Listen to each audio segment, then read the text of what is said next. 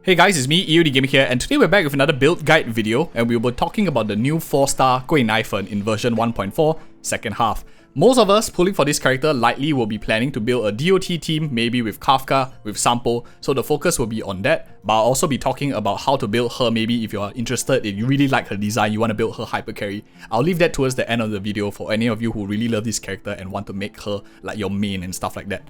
We'll talk about Relics, Lightcones for these sections, as well as Eidolons, the key ones to look out for, and any one that has significant changes to how you will actually play this character towards the end of the video. But you know we don't waste time on this channel, so let's first thing first, go with the first build that I want to talk about, which is a generalistic DOT build guide. For those of you who don't know, DOT, we have covered on the channel a more comprehensive DOT guide. The summary of it is DOTs don't crit, and it scales off with attack percentage, fire damage bonus. This is what you need to know in order to progress in this section. So keeping that in mind, we will want to avoid crit rate, crit damage sets, because if we are focusing purely on maximizing burn damage on her, what we will be looking for here is the fire damage 2-piece 10%. And this factors in like efficiency of the account, so I'll give you recommendations on what I feel is like slightly more efficient to farm, which is why I will recommend going 2-piece, messenger, traversing, hacker space, increasing speed by 6%. The pair domain here is Longevous Disciple, which has a very generalistic max HP 12%, can be used by sustain characters, can be used by tanks, can be used by even some destruction characters who take a little bit more damage than others. I think Longevous Disciple is quite versatile in my opinion. Traversing Hack Space 6% gives you more actions, which means indirectly benefiting your damage, and when you act more often, you also get more energy restoration.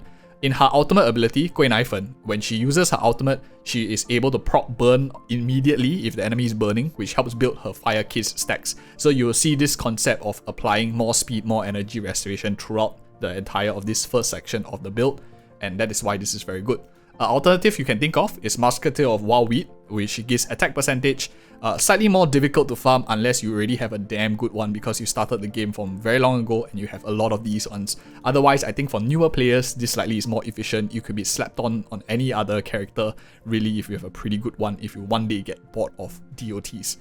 Some of you might be looking at other ones like Thief of Shooting Meteor with Break Effect. We'll talk about it in the second section, but let's first explain what are the main stats I'll be looking for. For the feat, the speed here is likely going to be my top pick. I already mentioned why. Attack percentage, you can get it in other places. We will explain why too. More speed basically means you get more restoration, more actions, which indirectly benefits damage and building fire kiss stacks quicker to help the rest of your team do more damage. For the body, I think the main one I'm going to be looking at is attack percentage. Attack percentage is nice because if you don't run a Harmony character like Asta that gives you a lot of attack, and maybe you want to run like a triple Sampo, Kafka, and Guinaifen team, attack percentage makes her like self-sustain in a sense for attack percentage, so you don't rely on other characters. An alternative to this probably will be effect hit rate in a DOT build, especially if the enemies have much higher resistances. You realize you're not landing your burns at all. I think this is when this could be considered, but for now, in this early stages, 6 months into Honkai Star Rail, I don't think this is as good as this one. Attack percentage likely will outperform for now, and that is my opinions of this two. For substats for hands and hits, attack percentage, speed likely will be my main two focuses. Now they've finished the 4-piece for the first section on DOT build. I'm going to talk about 2-piece here, and this is where it can get varied quite a bit. If you are playing her a bit more selfish, you have less DPS, maybe you're only running 2 DPS with maybe a 1 support and some other character that is not triple DOT, Space Sealing Station can be considered because it gives 24% attack percentage, especially when you are building what we are recommending for a bit more speed. 120 is very easy to make because her base speed is like 106, so with this Messenger Hacker Space you really get 112, so 8 speed. If you run a speed boot, you will definitely overshot it by a lot. I think Space Sealing Station is good for lesser, if you have 2 or 1 DOT team, DOT characters, this is when it's going to be very beneficial. Otherwise, if you have 3 characters, you actually break even here with this 8% bonus. So let's say you have 3 DOT characters, each one giving 8% to everyone, that already breaks even with this 24% here. And not only that, you also get a 12% max HP throughout your 3 characters that are using this. So in terms of stat efficiency, Fleet of Ageless is better if you're running triple DOT, which means like Sampo, Kafka, Guinaifen. I would turn more towards this one. And for those of you who haven't realized it by now, yes, this 8% does stack for multiple characters as long as you have this 120 speed. So these two, I mentioned when to use both of them. The next one I would want to recommend is Sprightly Von Wag. increases energy restoration by 5%. I think this is pretty good. She has a burst cost of 120, which is relatively higher for a character that is of Nihility element. I think it's a bit on the high side in my opinion at least, especially when she can do so much damage and proc more burns with her ultimate. You definitely do want to get that up as much as you can too. So Sprightly Von Whack is another option if you want this 5% energy restoration rate. And other than that, I think the other option that most people will consider is like Pan-Galactic Commercial Enterprise for the hit rate, or Kingdom Banditry Break Effect. I'll talk about this banditry later on, but I don't think this is as good as 8% attack, especially in this game now where we don't have like enemies super high in effect rest. For the main stats, for Planisphere, very simply, fire damage bonus is definitely the way to go. For the Link Rope, on the other hand, let's go to a different icon here so that we can have some varying look. For the Link Rope here, I think what is going to be good is energy restoration rate. Gives just a lot more uptime on the ultimate ability. 120 regeneration is what she needs to get her burst up. Attack percentage you can get from body. I don't think this outperforms unless you are really having like other characters to boost her up in speed or battering her. Then I think attack percentage can work, but other than that, energy restoration rate is a lot harder to get from the rest of the team currently in 1.4. Break Effect, we'll talk about that later in the second section in a little bit. But yeah, that's my first recommendation for a generic DOT guide for Guinaifen. And this is really good for anyone who just want to plug and play, don't need to think so much, don't need to calculate so much. Very good first step into the game. The second part is when you want to start to optimize her a little bit more to do more damage on her own instance and use her element very well. And that second part really comes in with a break build, which is kind of like what I'm using right now. If you see my build here, I have about 90% or 107% break effect here, and I'm running like a hybrid build. I just happen to have quite a bit of crit rate and crit damage, that's why my crit stats are so high, but I will talk about my build in a little bit too. But let's first go in the synthesis menu again. This one is focusing a bit on hybrid break damage as well as DOT, neglecting a lot on crit because her multipliers are quite small. So fire damage bonus is the constant. You want this one because it gives 10% is very generic. Regardless of what you do, this will help a lot. And this is where I would actually recommend to switch. Instead of using a speed set, you want to go for something like a Thief of Shooting Meteor, which gives you this 16% break effect. And if you have maybe more time or you don't want to even run this, you could consider going for this like full 32% break effect together with this like extra 3% weakness break whenever you weakness break enemy. Helps with uptime, which basically allows you to switch from energy restoration to maybe attack percentage to scale better in terms of that aspect as well, focusing on really the fire break damage because fire break does a lot of damage and she's an AoE character, so chances are she will be hitting quite a lot of break effects or break damages across the board. So these two probably will be my recommendation to consider if you are planning to run this way. And thereafter, of course, you want to consider running Talia, Kingdom Banditry. It just gives you so much break effect, like 16% plus another 20%. You get 36 here, plus another 32 here just from the main stat bonuses alone, which means you can like focus on everything else. I just think it's like so efficient, especially for a fire character with an AoE damage, because break effect works differently from every different character. We've touched on like Ice and Imaginary in the past, doing guides on them. If you're interested, you can just like search it up on the channel. But for fire, a lot of damage comes from break effect as well. So building break effect on fire characters and physical characters for that matter are not bad things in essence. So for the main stats for these ones, what I'll focus on for a break effect build would be going for first I'll go for speed. More instances of damage means more chances of breaking the enemies, because attack percentage doesn't benefit how much you deplete the break bar. That's why I'll go speed. For body here, I think it will be nice to have either attack effect hit rate here or attack percentage. I think more or less is the same. It's more of what you want her to do. Mainly attack percentage could be better because you will likely not have much attack percentage on her build, so you at least get some back from the DOT burns that you can get. For the two-piece, I will actually be going here for fire damage bonus for the Planisphere here, and for the Link Rope, I'll be going break effect just to top off the amount of number as high as I can, which is why you see my build, I only have 100% energy restoration rate, and that is really like the second build. Let me just go into the screen and show you my build so far. Of course, I didn't manage to complete the break effect build. I don't have good sets, but here I'm running an attack percentage in the top with as much break effect as I can find in the subs. Here I have an 11% crit rate. I can easily switch for this one, but my crit ratio will look weird. And here I have about 11% here. And I'm running a speed boot, attack percentage, fire damage bonus, break effect I only have Broken Kill because that's all I use on all I farm. I have to build every single character in the game. Don't have that much resources. That's why my build's like that. But pretty much I'm running a break effect, attack percentage, Guinaifen. As you can see here, I have the crit ratio is coming from the subs, and mainly my break effect is at 124. Could be a lot higher if I got the main stats correct. But yeah, quite decent amount of kits so far. And let's talk about the last build, which I think is going to be the crit build, which is a bit more niche if any of you want to play like her hyper carry with Bronya, Tingyun and other, because you really want to like her a lot.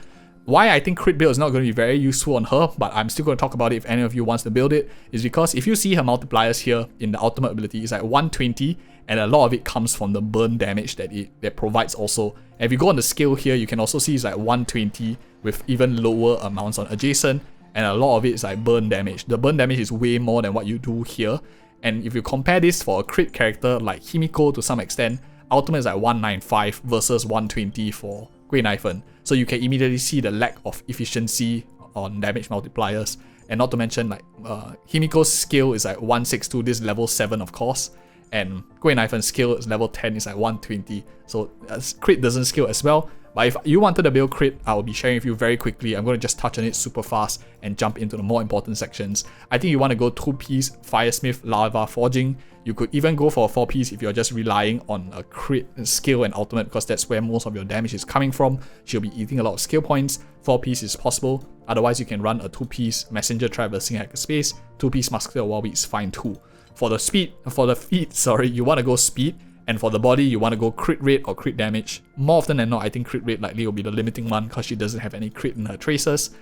And last but not least, the 2-piece planet ornaments here.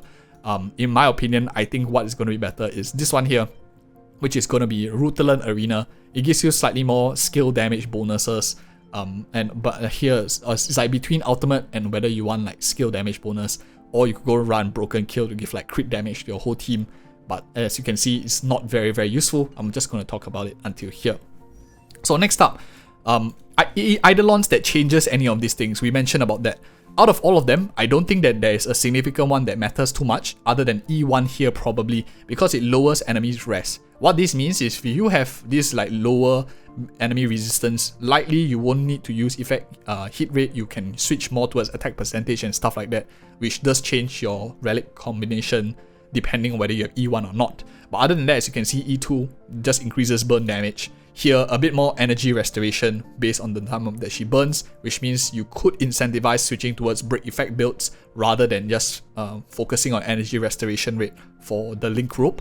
And E6, of course, increases fire case count, which then brings it back. You want to stack it as quickly as you can, which means you want to use the ultimate more often too, or help the enemy move faster. So that is like the Eidolons' very quick thoughts. And for Lightcones, let's go into the data bank and we can talk about the different Lightcones and when you want to use which one for this particular character. Nihility, I think out of all of them, if like you had a choice for all the 4 stars, Good Night Sleep Well likely will be the best. For most generic ones, it stacks up to 3 times, so you get quite a lot of damage increase. This applies to the DOT debuff here, as you can see in this last line. So a lot of generic damage, super good for any Nihility characters. But likely if you have this and at high superimposition, and if you don't have like a 5-star Lightcone, Kafka might be using this instead. In that case, let's look at the other one real quick. I don't think this is as important. You get hit rate here, DOT damage increase, but hit rate is not super useful on her as we saw, especially with E1. Defense shredding is very nice. If you have this, you can play her, especially if she's like a secondary damage dealer, not your main damage dealer as well. Why is that good is because, as we talked about in our DOT guide, which I highly recommend you guys check out because we go in more details on damage over time, when you decrease enemies' defense, they also take more damage from burn, which is why this is very useful for DOT characters and DOT teams in general. Other than that, for Mata is Shock Wind Shear, which means if you are playing her as a solo fire in a non-DOT team, you won't be able to proc this like in a mono fire team. Not very versatile in that sense. This is the event Lightcone. I won't talk about this because newer players might not have this already. And we will meet again. This is the Battle Pass one, not as super good because it's more damage oriented. There are much better Lightcones that we see over here so far. Other than that, the Solitary Lightcone, Solitary Healing, the free to play Lightcone here from the Herta shop, increases break effect by 40%. This is excellent. especially if you're running a break effect build, which is very good for fire characters. Users, their ultimate increases DOT by 48%, super good as well if you're running speed, and when the target is suffering from DOT, you regenerate more energy for wearer. I think solitary healing is like excellent for Guinaifen, especially if you're running her like break effect with speed, so you can break the enemies very quickly, do a lot of burn break damage. Probably, in my opinion, the best free-to-play option. That's why all of these probably don't matter as much as well. And I won't talk about the two limited Lightcones, not everyone has them. I'll just mention in the name of the world real quick. This increases damage to debuff enemies by 24%. DOT does count as debuffs as well. And when the wearer uses skill, effect hit rate increases and attack increases. Quite decent. You have decent 5-star stats here with 582, but with solitary healing giving everything that she needs, I don't think that extra attack matters as much. I think this is way better for her. You could leave this for your other damaging characters too, and that is my thoughts for the Lightcones. And now let's talk about team compositions. I think that will be a quick one that I want to brief. Of course, a lot of people will likely be going for the triple DOT teams, but I want to mention a few other ones that are worth considering too. If you want one maybe a full DOT team but you don't like Sampo's design, I think another option is to run this, which ignore this one. This is just, I'm doing a video later on for Topaz and Nambi if any of you are interested. So this one here, it will be a very nice damage buffing for Guinaifen in a sort of hyper carry-ish style. You proc burn from here, you proc burn from here very quickly, so she does a lot of damage. In that case, you want to build her more, as you can see in the sections on this video, more as the main damage dealer, more attack percentage, to focus on her as well. And supports, you can just run a simple support. You can run Natasha, you can run a Lynx, any sustain characters basically. You can run Japart, you can run any hero that can heal and keep the team alive, likely will be very good. Lota probably will be the best out of all of them. He scales with attack as well, especially if you're running Estar. We will have more characters that come out in future that also heal and do a lot. So stay tuned in future patches. It does change DOT teams quite significantly, especially when you have a healer that can maybe give energy restoration or attack to the whole team. I think that will make quite a big difference. And yeah, if you appreciate such content, you might find these other more in-depth team composition video where we talk about other mono teams like maybe Himiko, maybe you want to play with Topaz and Nambi as well, with Guinaifen. Check it out. I think you'll be really interested. And if you appreciate such content, we do this every single patch. Like and subscribe for more of such future videos, and see you in the next video.